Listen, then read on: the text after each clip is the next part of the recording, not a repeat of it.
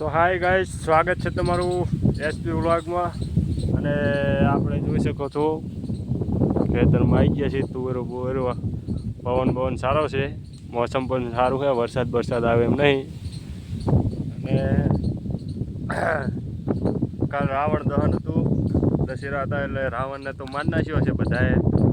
પણ હજી એવા કેટલાય રાવણ જીવતા છે જે આ ગુજરાતમાં યાદ છે કે એ રાવણ રોજ અપહરણ કરે અને કોઈ કંઈ પરવા નહીં, કોઈ કંઈ કરતું જ નહીં.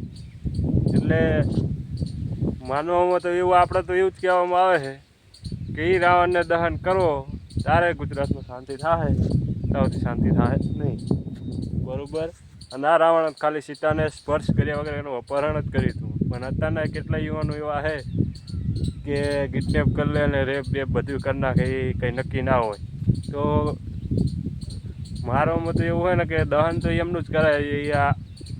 જે આ અત્યારના રેપ ને બેપ બધું થાય એ એમને દહન કરવા જોઈએ. તો જોઈ શકો તો મસ્ત છાંયો છે. અને આપણે આવી ગયા છીએ અહીં, મસ્ત રિઝલ્ટ મસ્ત આવ્યું છે, લોકેશન સારું હોય. તો આજના માટે આટલું.